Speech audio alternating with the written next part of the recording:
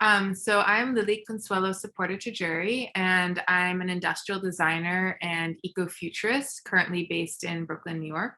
And my work primarily focuses on ecosystemic thinking, which we'll get more into, and looks at ways to democratize access to resources and also to the design and planning stages of a process. And I'm also an ecofuturist, which means that I look at not only the current issues and contexts that we're facing, but I'm interested in preempting upcoming and emerging climates. So that's a little bit about me. And if you have any questions, feel free to put them into the chat. Lily's selling herself short. She has so many amazing work experiences applying ecosystemic design, but I guess we can get into that later. So my name is Greg Jenko. Everyone calls me GL. My pronouns are he and him. I grew up here actually in Jamaica, Queens in New York City. When I grew up there was actually about 12 waste transfer stations. 90% of them have now been reduced or eliminated. There's only about 2 left. And I got really, really passionate about environmental justice work about a couple of years ago when I found out that, well, I'm first generation Trinidadian. I have 16 cousins in Trinidad, that 80% of Trinidad is at or below sea level. And similar to many countries in Southeast Asia who are already experiencing rising sea levels and climate migration, most of them will be displaced by rising sea levels very soon. So I started to really examine my relationship to waste, and how we could create scalable systems that enable people to democratize equitable access to plastic-free and zero-waste products. My background originally was in investment banking, and then I quickly transitioned out, being very disenfranchised by that experience, into community organizing, political activism, and global marketing. And I was introduced to Lily from my best friend from college, and I immediately knew that, applying a lot of the work that Lily has been doing her whole career for the last 10 to 12 years around ecosystemic design to the free market really could help us create a paradigm shift in not just how we experience or we consume products, but how we could also affect other people who are disproportionately affected by our own consumption. So with that, we're going to get into it, the failures of human-centered design thinking and the future of ecosystemic design. If you have any questions, feel free to throw them in the chat. We'll try to stop every now and then and just take those.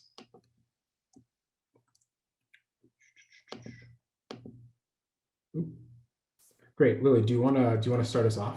Yeah, totally. So this statement is speaking to the amount of material and economic decisions that happen in the production part of a design process. So if you think about, you get your product, whether that's a notebook or a telephone or maybe an experience going to the bank, 80% of the materials that you're interacting with are being processed and determined way before you're interacting with them, and they are responsible for 80% of the environmental impact and 80% of the total economic cost of the item that is being designed. So just to give you a sense of how much is happening outside of the vantage point of your interaction or consumption or gifting of a object or product. So we're going to start off with a little bit of a background into the sort of the history of design with a capital D, and then how that's transitioned into how we're thinking about design in our processes, and maybe some tools that you can apply to your work or your context. So design has been happening all over the world for centuries under different names, whether that's craft or art or furniture making or just living. You make things, and it wasn't a discipline until quite recently. So in the 1800s, design started to be determined by a small subgroup group of people, and they decided that this is what good design is. And that's not to say that there was not design happening all over the world, but there were people who were becoming arbiters of what was considered design and what was not, and what was considered good design and what was not. And of course, as with most things in Western culture, it was determined by white men, and it was mainly for wealthy people and wealthy white men. And so obviously there's a lot to critique in the origin of the design discipline, and that's a whole talk on to itself. But that's just to sort of contextualize, design is way broader than maybe what gets talked about in design schools or in design firms. And we're still, I studied industrial design, and that has a huge legacy of destruction and waste and extraction. And so a lot of my work is trying to acknowledge that inherited history and to separate and differentiate and remediate. So a lot of design firms currently practice a way of designing called human-centered design, which was a huge improvement of what was happening before, but we'll go through why there's still room to improve. And then ecosystem, the way that we're readjusting and re-navigating our design process. Next slide. Cool. So what is human-centered design? I don't know how fluent people are with this term, so just giving you a definition as defined by the founders of IDEO, which is a design consultancy. So human-centered design is a creative approach to problem solving that starts with the people you're designing for and ends with new solutions that are tailor-made to suit their needs.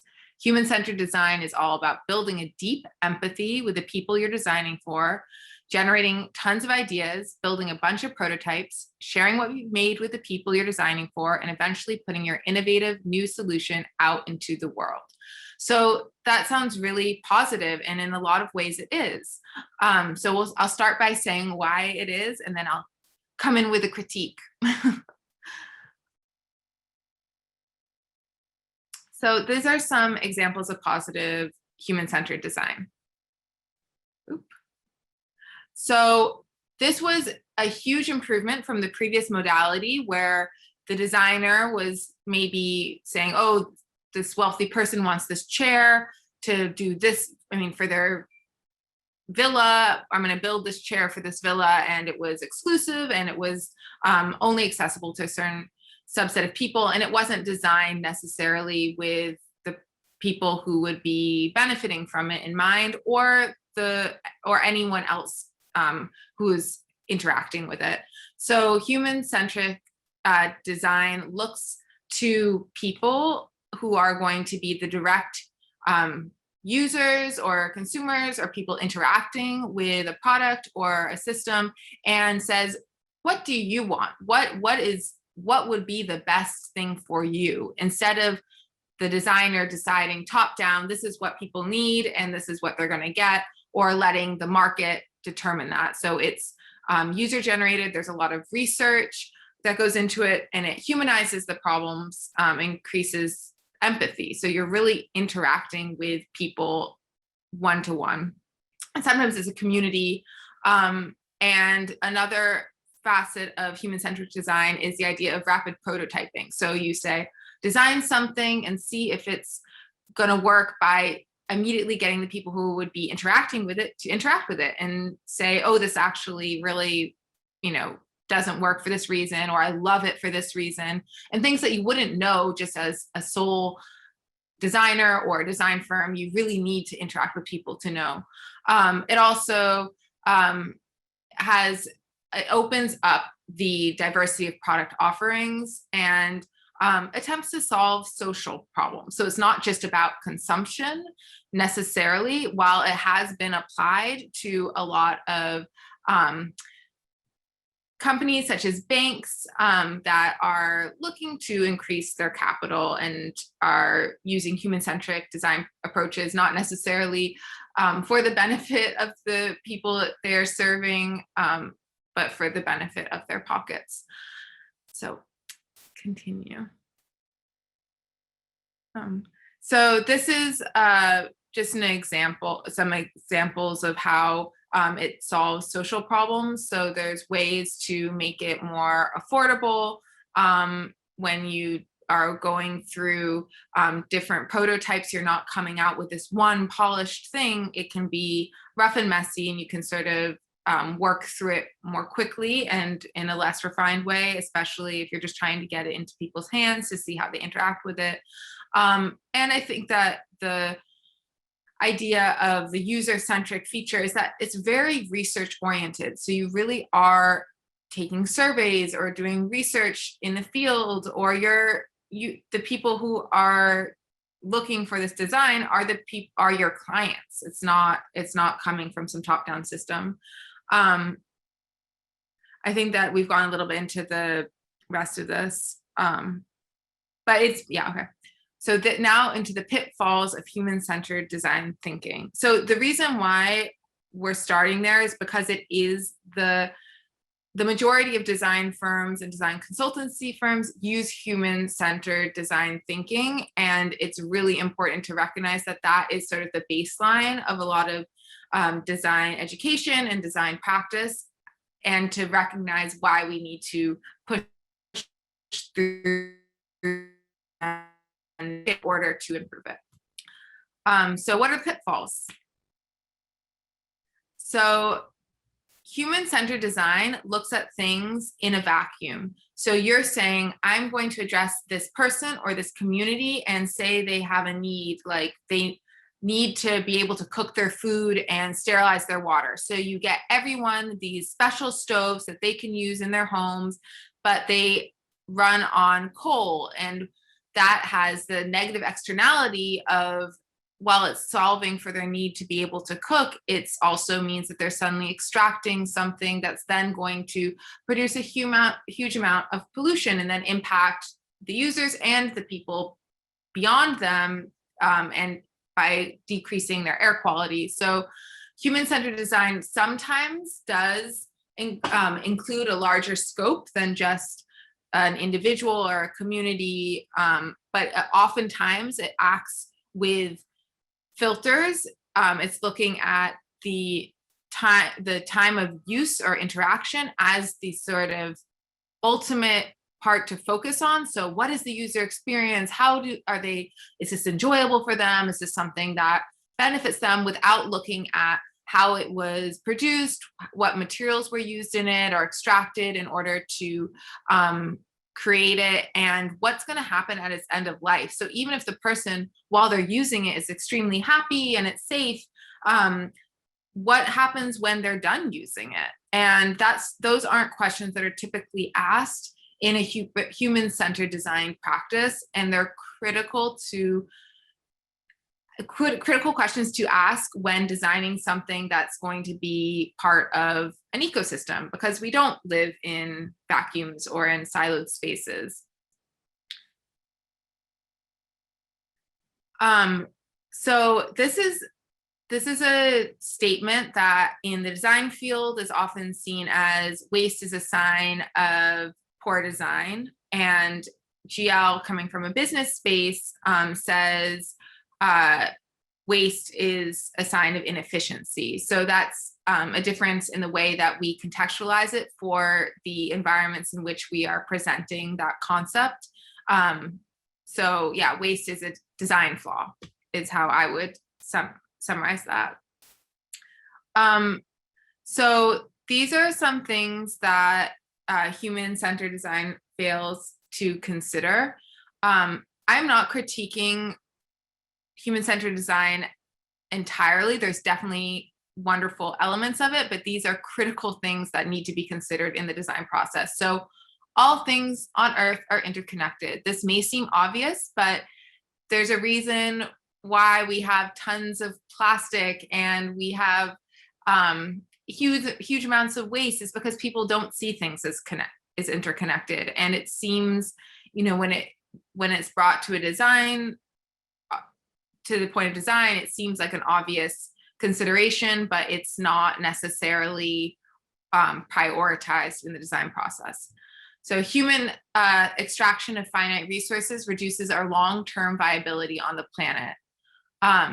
We have done it over and over and over as a species, overexploited a resource or an animal or a heavy, or a metal, and made it so that things go extinct or they are cross-contaminated. We're very good at depleting resources as a species. And then the third thing is short and long-term environmental impacts of a product's lifestyle. So the manufacturing, the shipping, the consumption, and the end of life of a product's life cycle are often distilled to just the consumption and maybe the shipping part of a process. So very rarely will you get a product that says all of the places that the different materials came from, unless you're in a very hyper conscious sphere of consumption.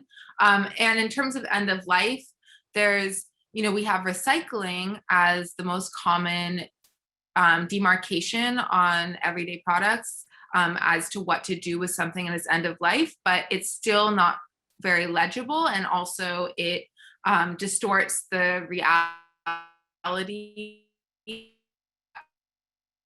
with recycling at the end of life, and the fact that only 9% of plastic is actually ever recycled, and that a lot of plastic isn't recyclable. And so anyhow, that's a whole nother topic, but just to give you an example. So this is an example of a design that, when it was conceived with with a lot of hope and excitement. It was a way that people were going to be connected to each other more seamlessly. It was a simplification of different technologies that we had otherwise had separately. So phones and emails and things like that were all, combined into one object. And now, me even saying that now seems like almost dated, but just to give you a sense of what it, at the beginning of its conception, it was a really exciting product. But it was also a consumer product. So it was planned with obsolescence in mind. So the idea was that this product would last a few years, and then either the technology would need to be updated or the internal mechanisms would die off. So Apple is a really interesting example because they designed, their phones and their computers so that they weren't modifiable, which meant that they're also not modular. So you can't distill different parts of a machine in order to fix them as easily as you could in previous models of other computers. And also they were using like glues and ways to bind the materials.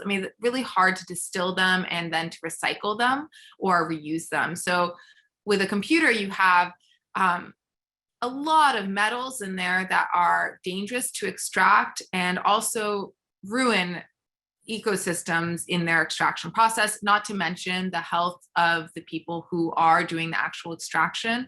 And those metals were not being recycled for the most part in the first few years of Apple's products, and there's still a struggle to do that. They're definitely working on it, but you see alternative models in Europe, and I think maybe now available in other parts of the world. There's a phone called the Fairphone, which allows you to take all the different components apart, and it's modular. So say your battery breaks, you can easily replace that, and even the battery is modular itself so that the different components can be separated. This might sound like very niche, but I bet that many of you have an iPhone, and if you just magnify that to the scale of the entire world, that is a lot of heavy metals and rare metals that are not being recycled, even though they have this extremely detrimental and really cost heavy in terms of ecological cost and financial cost extraction process. So it's that's one example, and I think Gio will give another example.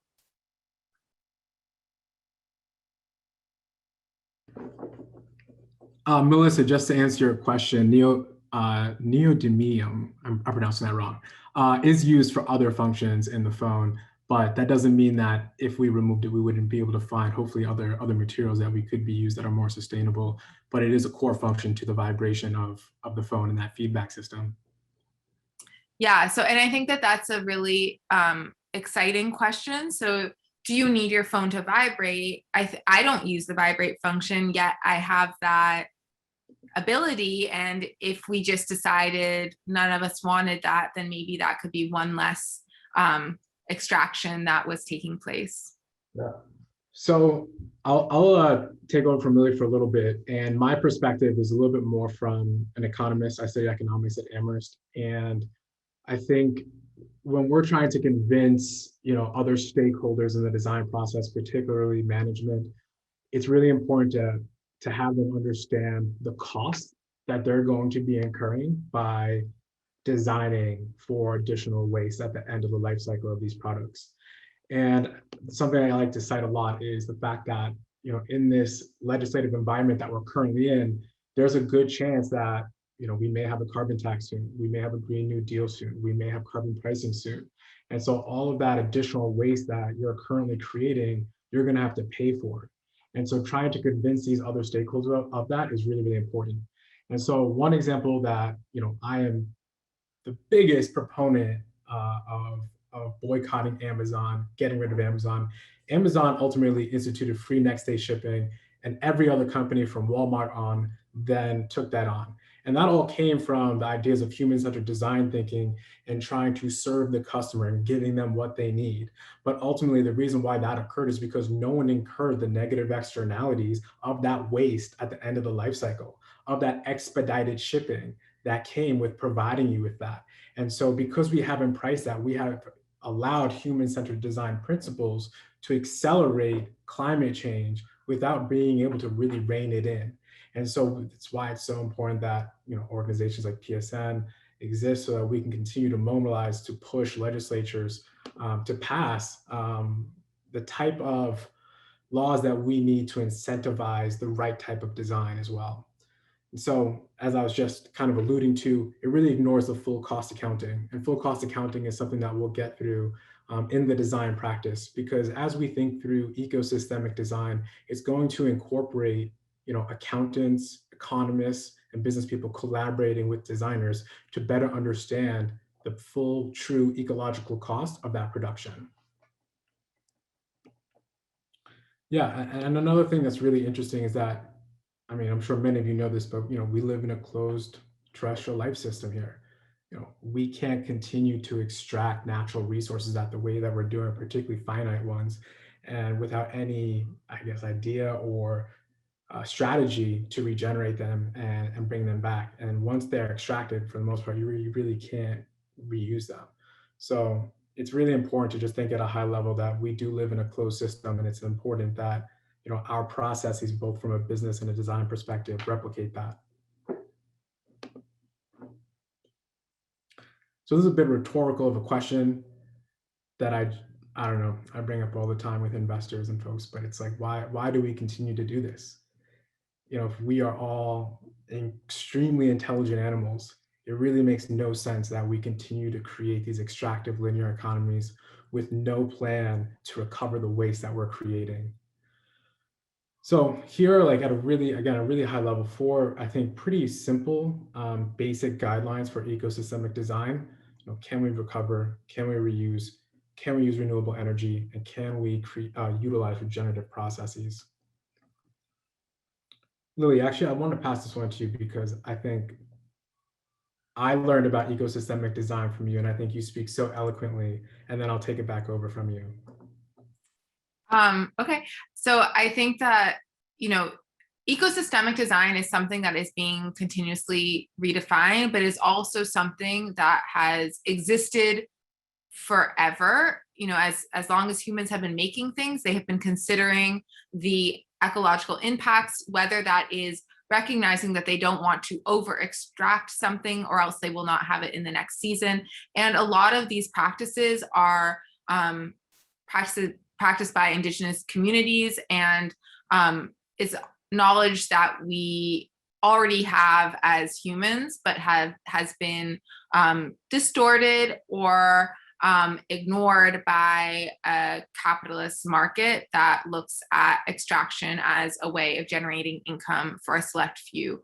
So that is this is not new, is the first thing. But in the current context, it's being redefined so that it can be applied to and also can be in direct conversation with capitalist systems that are the dominant form of exchange of material items on the earth at the moment. So it's an evolution. So ecosystemic design is a systems thinking approach to sustainable design. So it's predicated on the basic concept, as GL said, that all things are interconnected and everyone is an equal stakeholder, whether it is a plant, an animal, or a human, or even things that are non-living but are parts of the ecosystem through their, through water or metals or different stones. So it considers the environmental problems of a product throughout its entire life cycle without compromising other criteria such as quality, cost, and appearance. I think that is the part where it starts to be reframed for a capitalist system, where you say, okay, how do people buy into this? Obviously, I think that a lot of this is at odds with current capitalist structures, and that is, I think that's like one of the challenges with this approach, is that a lot of times it does not fit directly into the pre-existing market, but there are ways to meet halfway so that we can start to move in a better direction incrementally, even though I wish it could happen all at once. And it aims to integrate the human enterprise with sustainable harvest of resources while ensuring that stresses caused to natural ecosystems are within the bounds of viability. So again, not over extracting, but so I see that someone has said, is regenerative design a thing? I think that there is, regenerative design is definitely a thing, and it's sort of under the blanket of ecosystemic design, thinking about something not having an end of life, but being reincorporated into a cycle. But we also have to think about what's already pre-existing, and how do we say, instead of all of us getting rid of our phones tomorrow, say, okay, how will we phase it out, or how do we divert these the materials that are in this phone into a new item, rather than just making more waste to take on something new. So regenerative design is definitely a thing for sure. So decenter the human. Go for it, GL. Yes. And I mean, you aren't here because you weren't already thinking about this, but this is definitely the predominant idea and theme here is, if we are going to sustain life on Earth, we have to immediately decenter the human at the immediacy of the design process.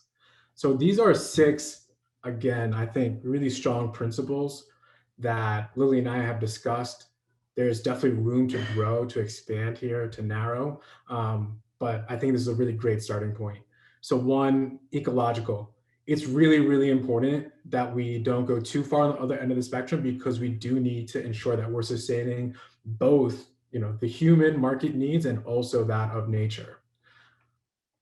Lily, I always pronounce number 2 wrong. Do you want to pronounce it for me? Biomimicry. So mimicking biology. Yes. Or life, bio.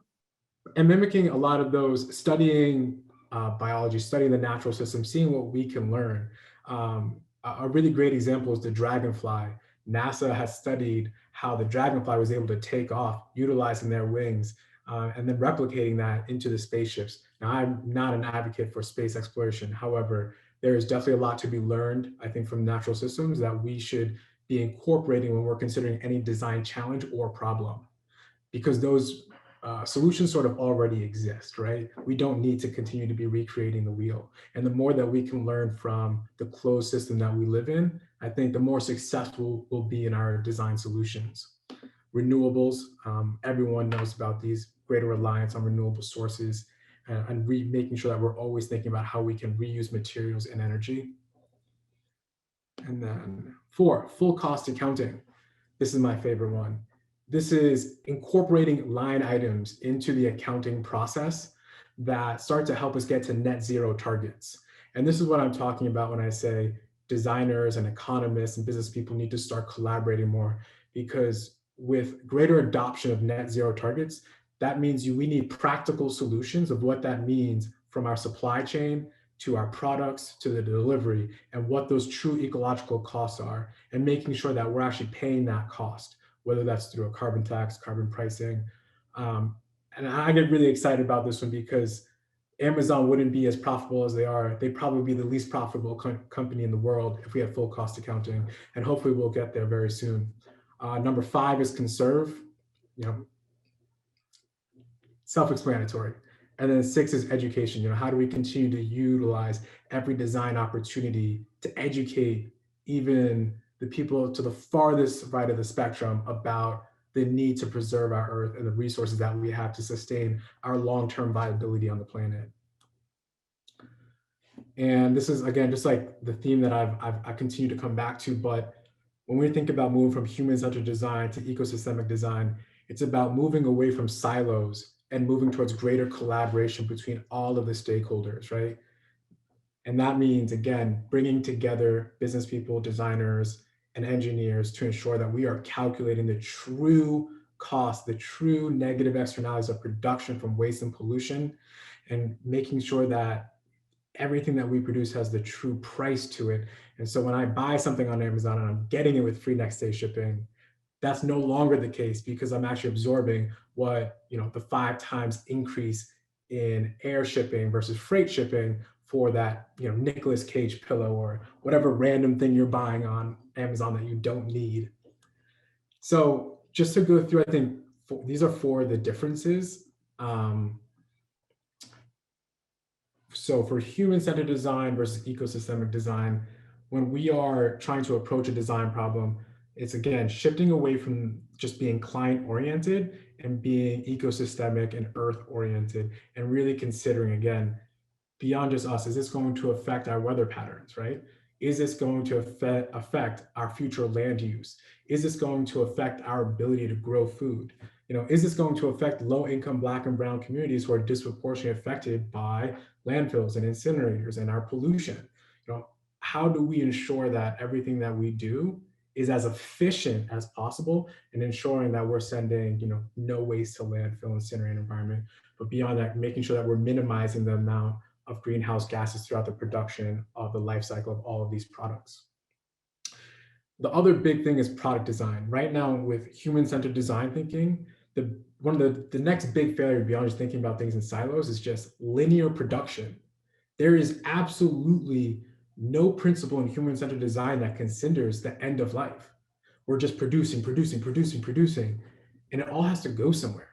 And with China banning the imports of our garbage, that means more and more garbage exponentially is going to end up in landfills and incinerators near low-income Black and Brown communities, exposing them to things like particulate matter 2.5, which affects asthma rates, cancer rates, ovarian rates, and ensuring that we are considering the full humanitarian and environmental costs of these products, and ensuring that cycle design and the success of that design is contingent on the health from material selection to end of use integration. And then one more time, individual versus the whole. I can't say it enough. This is everything. And again, when you're trying to convince other stakeholders of the need, you need to remind them that a carbon tax, a price on pollution is coming, and that if they want to continue to be a financially viable company, they need to be considering designing for the whole, because they're eventually, in the next few years, going to be paying for that pollution. Janet Yellen, just a couple of months ago, already indicated that her and President Biden were working towards a carbon tax, and that they believe that it was a viable solution moving forward. This is real. these types of principles are going to be necessary for this type of just and equitable transition. Lily, can you speak a little bit about the evolving of the design and the differences? Sure. So um, the idea of something evolving within a human-centered design practice is making sure that it can adapt to user needs. So say an upgrade on your phone, or making sure that the Amazon delivery can be dropped off at a delivery port. Those are design features that were designed to the two examples we gave that came after the initial inventions or initial designs, and were evolutions of the initial ideas.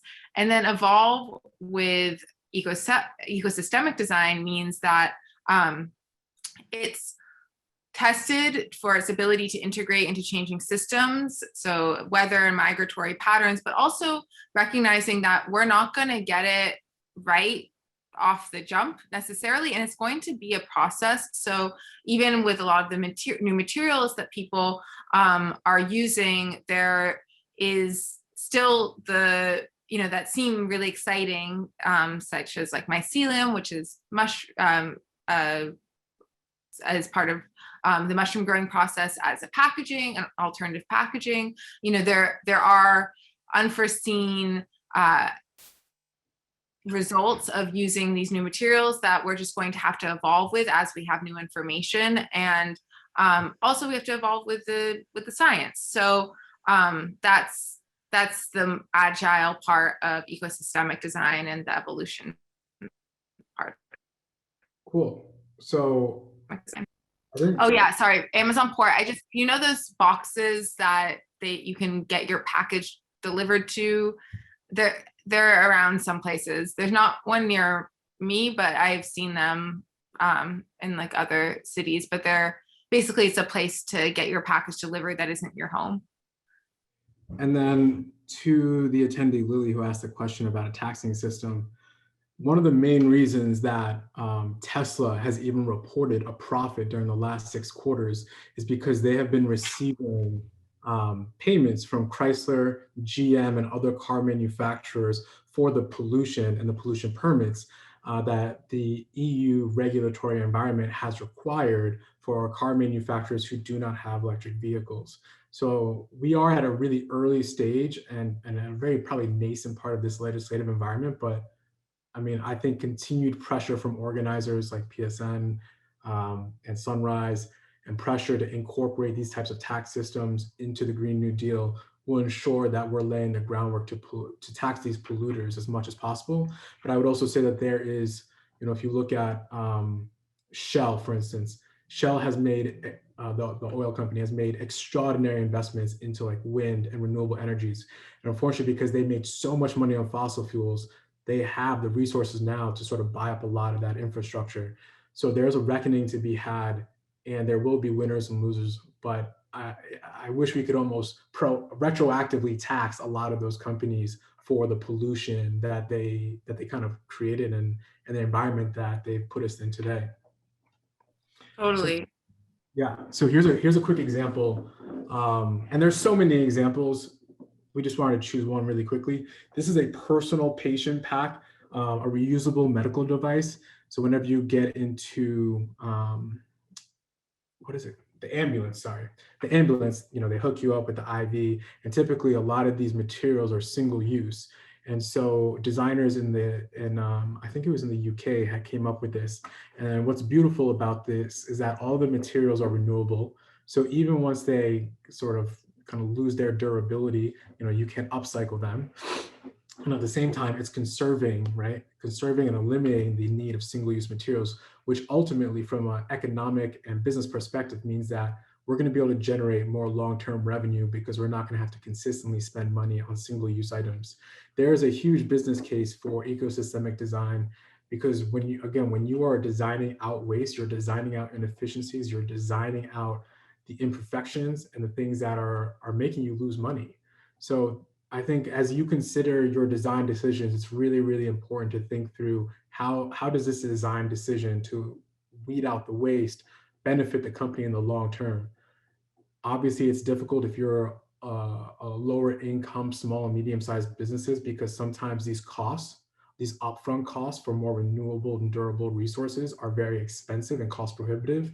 And we shouldn't shame smaller businesses because they don't have access to that.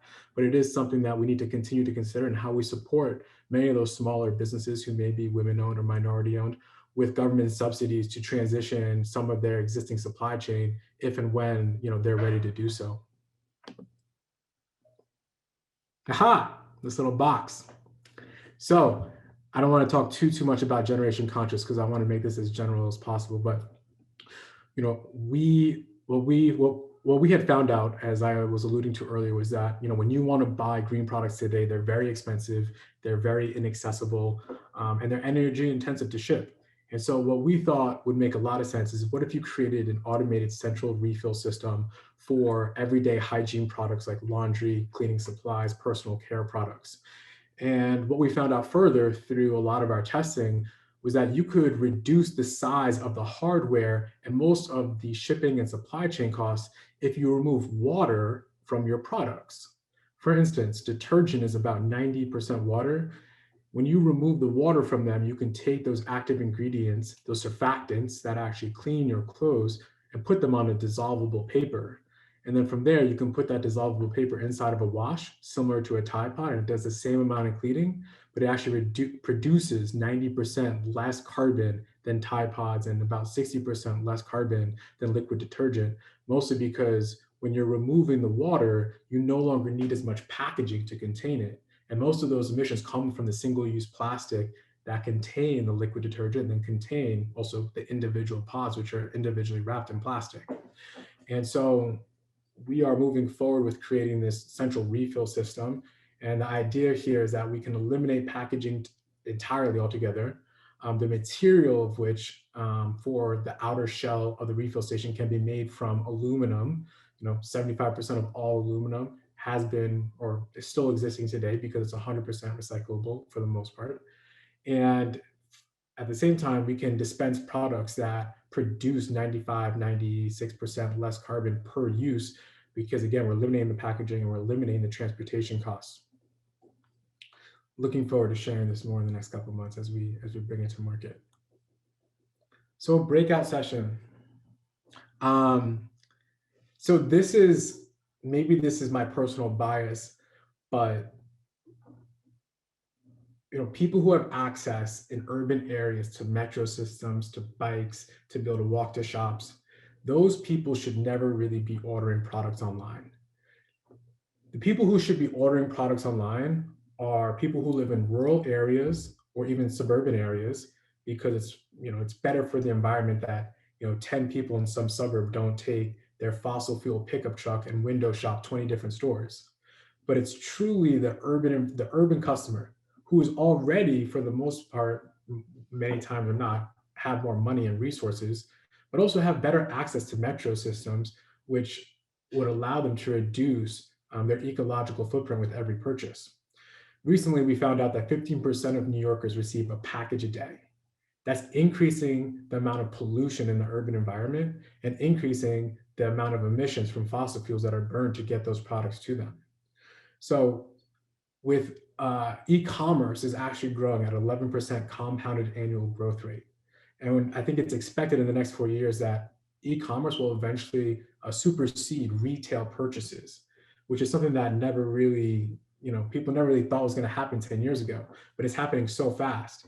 So how do we design a better system that incentivizes New York City residents to shop in store versus shopping online?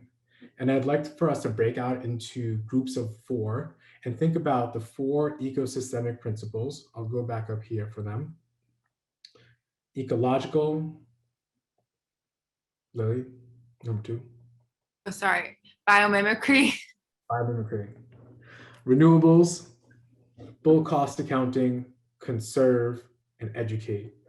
And I think when we're really trying to think through like how do we create a better system, we want to make sure that if this system is going to continue to grow, how do we ensure that the materials are recovered? How do we make sure that they're reusable? How do we ensure that we're conserving our natural resources? That's one aspect that you can go down. Another aspect you can go down is how do we actually economically incentivize urban residents to not shop online? What type of legislation or what type of design processes could we provide to people to give them a better option to shop in person than online? And then going back one more step, how can we do this while still sustaining the needs of people and also our natural environment? And is there anything or any processes from the natural world that we could consider and then integrate into this potential piece of legislation or this design for a product or a service that would incentivize New York City residents to shop, again, in person rather than online? So Lily, before I think we break out into these sessions, is there anything else that you'd like to add to that prompt and thinking through how we can potentially design a better system for New York City residents to shop? I would just add to think about the materials that are involved and to think about who else is implicated beyond the end recipient of these items and the people who are sending them out. Yeah. So if you, I think I can leave this up here and I can keep toggling back and forth, although I assume once you go into breakout sessions, you won't be able to see this, but why don't you just take a second and write them down? So then when you're in your breakout session, you have them already. So I'll give you I just a can minute. just put, oh yeah, Go ahead, Lily. I was gonna say I can put them into the chat, which might be easier for everyone. Yes.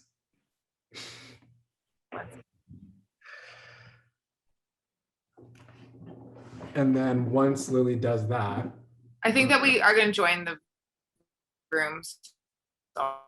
Right. am I joining the room? Broadcast message, broadcast. I think.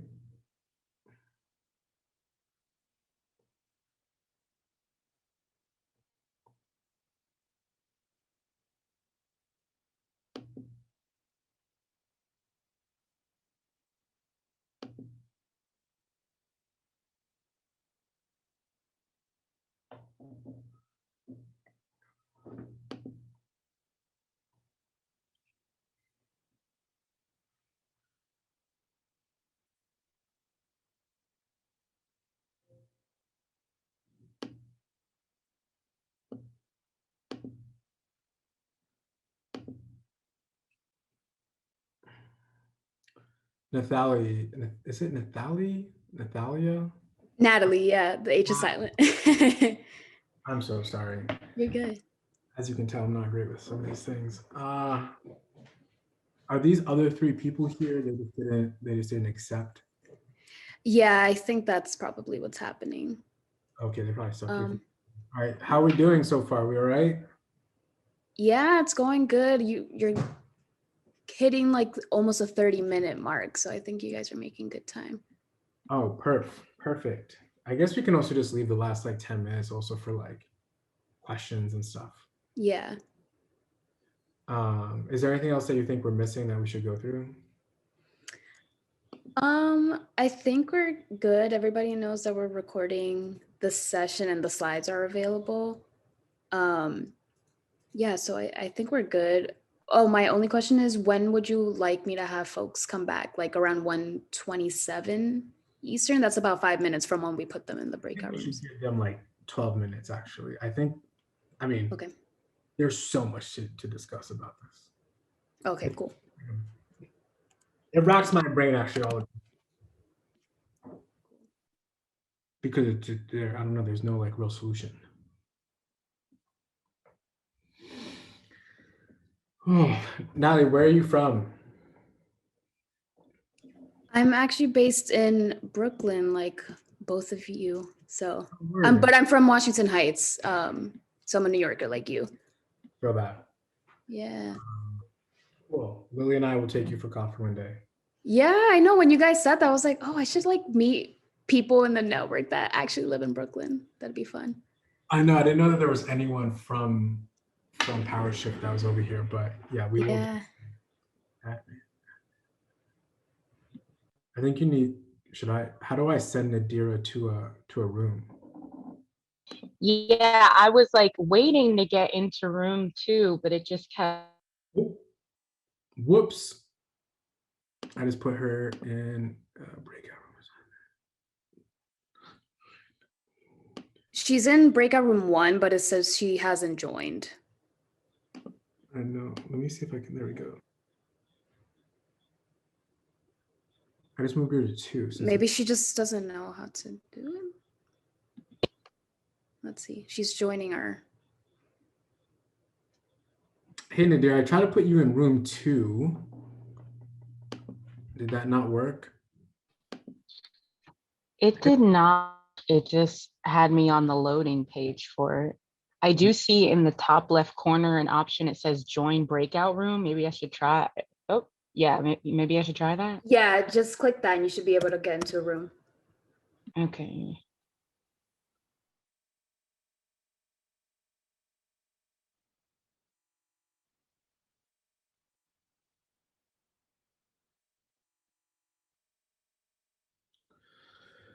So much work to do.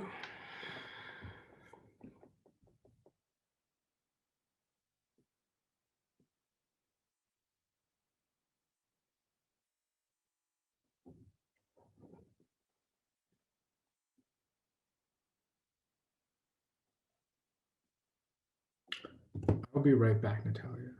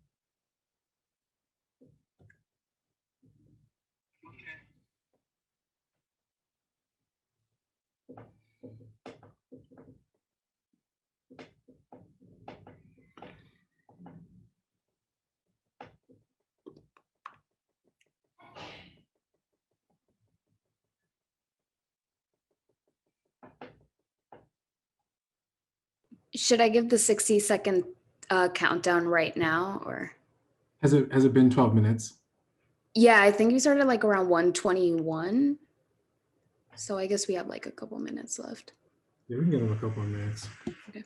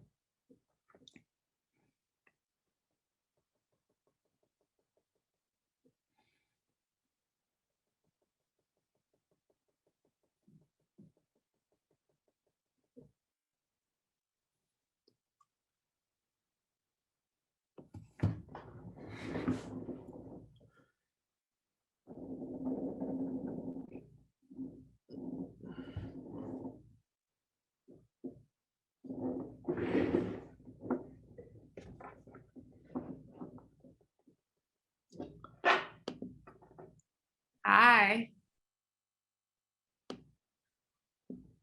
Hey, close all rooms? Sorry, I don't know what I'm doing. Don't join any more rooms. uh cool. So why don't we have group one present? You can either go, I think it'd be cool if you did it together. So I would love to just hear a couple of your suggestions, recommendations, and also how you came to that and why you thought that was a good idea. So group one, do you want to go first? Yeah, I don't and Oh, ahead. Lily. Were you gonna say Lily? I don't know what group I was in myself, so Oh, but anyhow, continue. If you know what group you're in, go ahead. Unless I'm mistaken, I was in group one. Anybody else from group one want to So- join me? Yeah, we're group one. You're good. cool. Go ahead. So there were a number of things coming up just as we were closing. Actually, the idea of various organizations, various shopping prospects, being assisted to rise back on a macroeconomic level, but then on top of it to create more effective and centralized capacity for pickup instead of dispersed pickup, having centralized essentially stores where you can pick up the items that you ordered online from everywhere. So like even some of the Amazon ports that you can usually find in like a Whole Foods or some other places, you could have entire storefronts that were places you could pick up your items from around the country, around the world. And if USPS or the postal system and other delivery concepts would deliver everything kind of wholesale to these shops to be sorted and placed so that people could come and pick those items up at these centralized locations in major cities, the decentralized distribution wouldn't be so necessary. So I guess I have one question for someone else in group one. Why would I, as a consumer, choose to do that?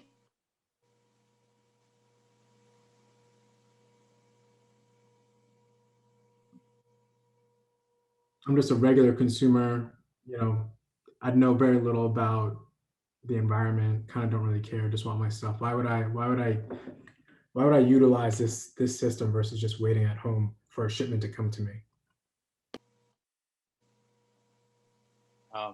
I'll attempt to answer that question. It's a difficult one, but I kind of brought up the suggestion of, and this is in line with, placing a cost on the negative externalities of production. Perhaps, consumer incentives and rebates for, going to the stop versus, choosing to do the delivery next day. Actually, if the wholesaler can accommodate that cost and more reflect that in the price, and perhaps pass that difference in cost to the consumer directly, that might be an important incentive to look at in terms of policy. Totally. I like that. I like that a lot. I think that's a good suggestion, and that could be wrapped into other future purchases as well to maybe try to keep that behavior more consistent. So, group one, any other like high level thoughts before we pass it to the next group?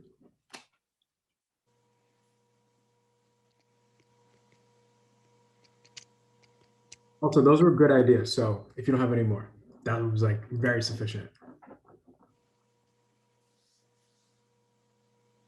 Yeah, so let's just move to group two then. And since if you don't remember, I can just choose one of you. Or does anyone from group two want to go next? Who's in group two? Oh, Lauren? but Lauren, Lucy, a couple of you. Nice. Go ahead. oh, I think Nadira and not sure. Nadira, Yeah. Lucy, go ahead. Anybody else want to talk to? We didn't really come up with a whole lot. It was mostly sort of like talking about kind of like how we got here. I mean, I used to live in New York City, and I remember, like, this was 20 years ago, but shopping online like wasn't a thing really.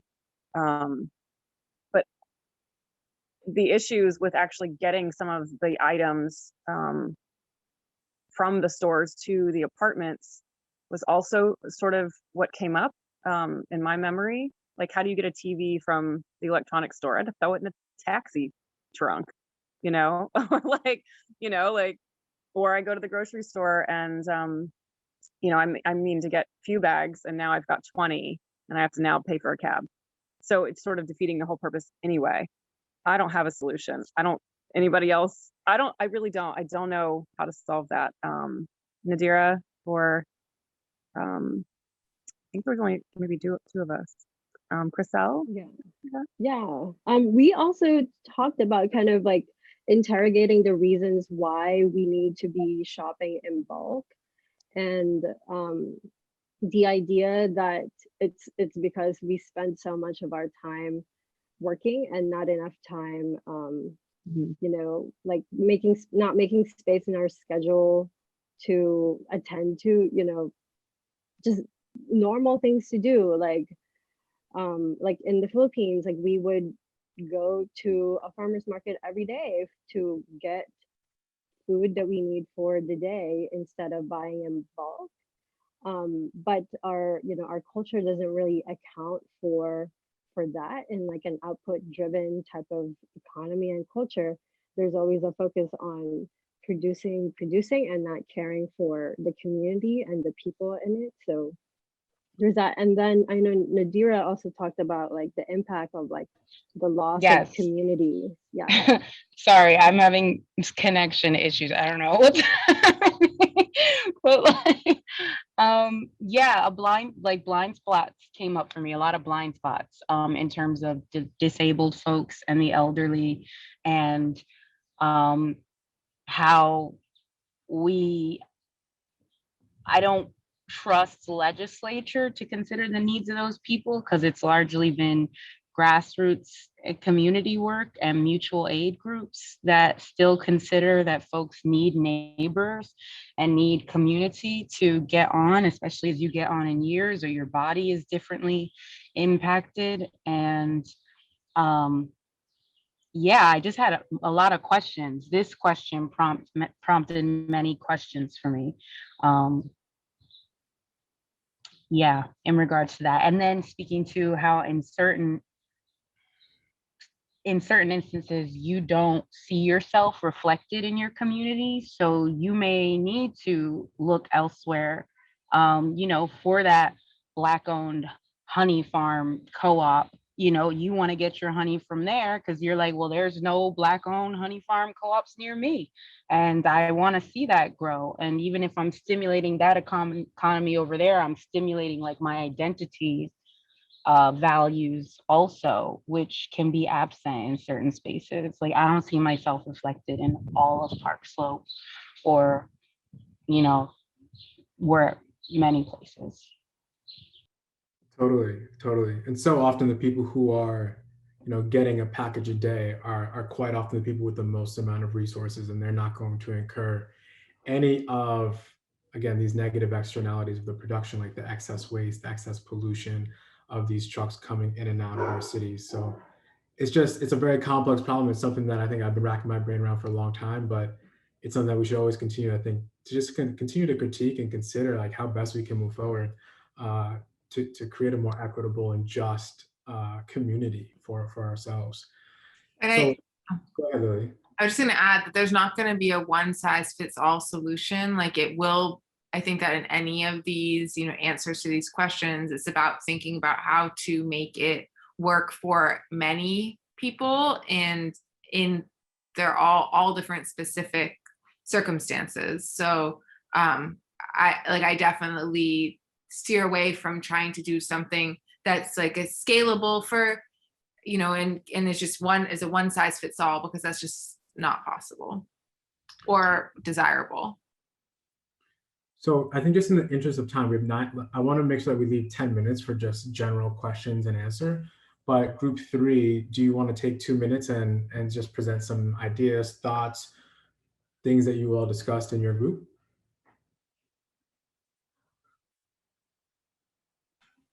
I can go. So we didn't really also talk too much about detailed solutions regarding the prompt.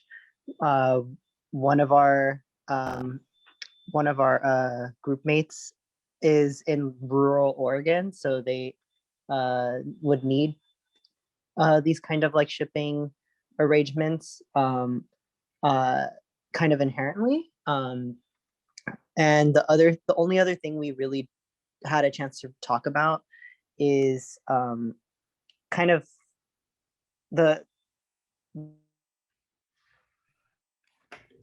You're breaking up a little bit, Dennis.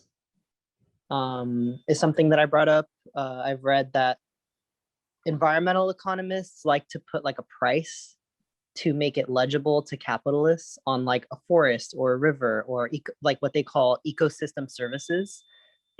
And that by speaking in kind of like these financial terms, it may help sway like, oh, this forest is generating like $10 billion like a year or what have you. Therefore, we shouldn't clear cut it or mountaintop removal or whatever it is. And that ecological economists are saying that when you do that, you do play into the capitalist framework of commodification of nature, and that we shouldn't be commodifying nature even in the first place, because the making it into financial terms escapes the inherent value of it, and it then like reframes it. Say you're a corporation that like has like the $10 billion or however much like price tag is put on to like a piece of land or forest or whatever. They'll just pay that money and make it happen because that's in the interest of their business model. I don't know. I guess I'm just skeptical of the commodification route, but I do see its I do also hear like Amazon isn't considering those carbon emissions as costs. Yeah. I mean, Lily, you can talk briefly. I mean, Lily, you can unmute yourself and talk about the greenwashing of carbon neutral commitments. Well, I think that Dennis's point is one of the things that I struggle with a lot is how do you communicate that these values to a largely capitalist audience, and why do we always have to be translating it into that lens in order to make it relevant or valuable? And so I like told that, that frustration and skepticism really resonates with me. I think that, we have, there's all these different systems that have been designed to allow for these giant companies to continue business as usual under the guise of being mindful. So, we talked a little bit about, carbon offsets through planting trees. It's okay, more trees eventually will grow large enough to take in more carbon, but it's not talking about the pre-existing forests and what they're doing, but also again, it's contextualizing it within a give and take exchange rather than forests are inherently valuable because they're home to all these creatures and they don't need to be valuable to a capitalist system to be relevant. So I think that that's a real frustration. And I think that, in talking about ecosystemic design, the ultimate goal is that people just inherently understand the value and the preciousness of Earth. But we're still dealing with a system that the dominant system being one that doesn't hear you unless you speak in its language. And I don't know, and I agree that maybe we shouldn't be translating things into economic terms in order to accommodate it. I think that that's a really valid point. Absolutely. And I'm a really bad capitalist because I'm not one, but I think that I think it's hard. Anyhow, let's continue going. Yeah, why don't we just move to group 4? I think that was pretty succinct unless there were any other additional points to be made. Cool, group 4.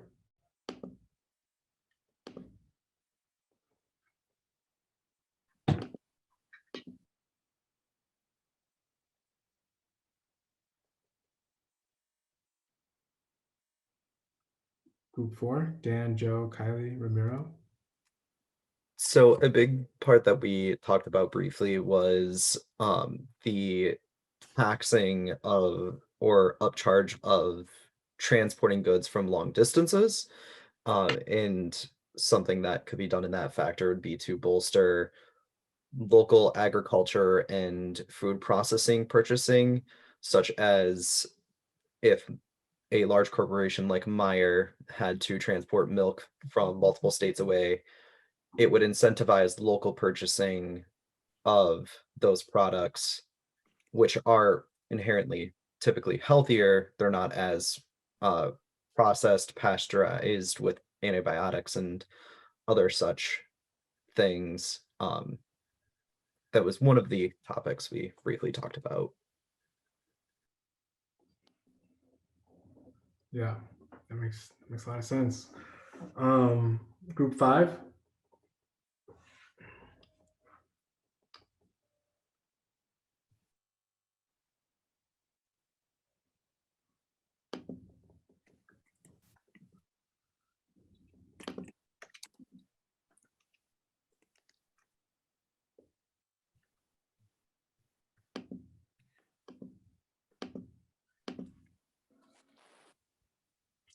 So what we talked about was kind of not as much of a solution either, but more of like just general thoughts. We were also concerned about including the disabled people that really rely on ordering online because of accessibility, as well as just including the people that need to be using it as far as convenience, and trying to like shift the mindset around convenience to be more equitable. If anyone in my group wants to chime in, feel free. But I just like had a thought around like not like trying to go away from supporting Amazon directly and using Amazon as a tool to actually support the businesses that go through there, and finding the businesses that you want to order from and ordering directly from that business versus Amazon. That's something that I recommend to people that use Amazon, and sometimes you can get things cheaper by doing that too. And sometimes faster, just totally depends on what you're ordering, but it can also incentivize to order directly from the business. Yeah, that's facts. Anything on that, Lily? But that's pretty pointed. Yeah, I'll add something. Something else that we talked about was having programs that deliver to you, such as like Grubhub, those kind of things, but having transparency in where your money goes and like where they're getting the products that they're bringing to you, and having those be a more like local based and transparent program as an alternative to going out yourself. Yeah. Go ahead, Lily. Yeah, no, I think that what seems to be coming up for a lot of the different groups is just having more of an insight into what these routes are and who is being impacted by them and who's benefiting and who could use a less energy costly alternative. And also questioning whether we need to buy these things in the first place. Like, what if when you were going to buy something online, it was like, really? You sure? That's true. Take 10 minutes or take an hour and go, yeah. Anyhow, but it'd be great to open it up to more general questions, because I think that a lot of really great ideas have come up. And yeah, so oh, Dennis, that question's huge. I wonder what the emissions of those cloud computing warehouses are, et cetera. Very true. So exactly, even my suggestion to have another question pop up, that's totally energy intensive and adding a whole nother, ecological impact by just adding more features online. There's a design studio called Forma Fantasma that I recommend looking into, because their work is great if you don't know them already, but they recently redesigned their website to be the most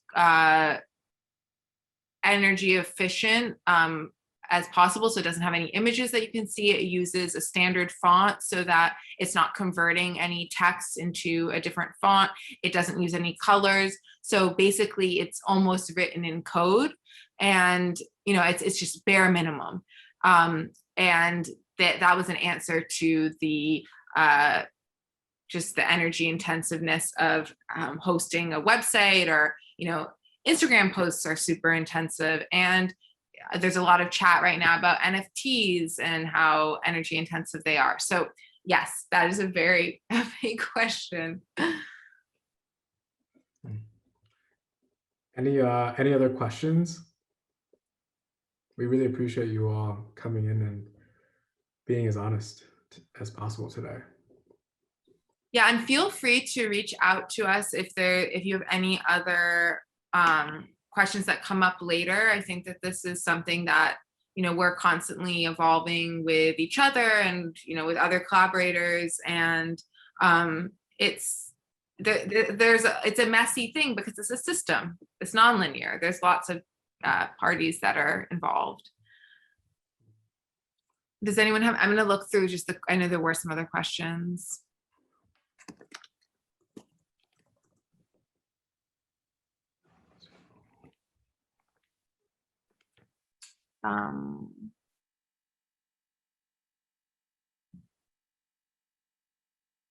Yeah, well, it was a really fruitful conversation in the chat. For designers who want to incorporate ecosystemic lens into their practice, what are some of the urgent skills and knowledge you would suggest learning? Well, I would start by if you went through like a mainstream design education, I would start by looking into what you were taught and how that aligns with your values. And but there we do have a GL, do you want to show the slide with just some recommendations of some reading? That would be a good place to start in terms of reading. There's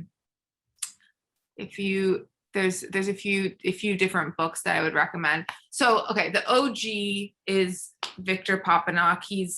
There's definitely, we've come a lot further than that, but he, starts off his book saying that the most violent discipline or, job on earth is an industrial designer, which is what I am, because it has been so extractive and destructive in the production of these different things. So these are some different sources that you can start with. I see that Nadira, you have your hand up. Do you want to ask a question? Yeah, I'm interested in how in the design world you folks are reconciling with the fact that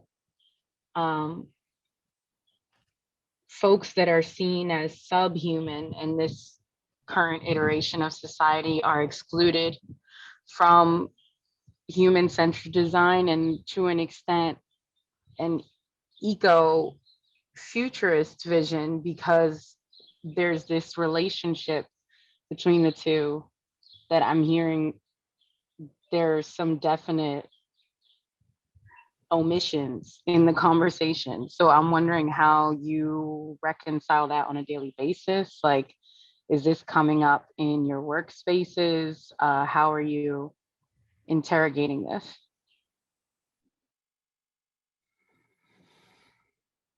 Lily? Yeah, it's definitely coming up in workplaces. I think that, oh, sorry, did I freeze? No, you're good. Yeah, it's definitely a key part, especially in Generation Conscious, to the practice, is that this is not going to be a future that any of us want if it's not considering everybody who has been disadvantaged by the, as you said, current iteration of, our context. So yeah, to answer your question, yes, it's like one of the guiding facets is, environmental equity, but then pushing that further, and how do you sort of think about what this future we would want what would that look like to be something that's not just privileging the already privileged.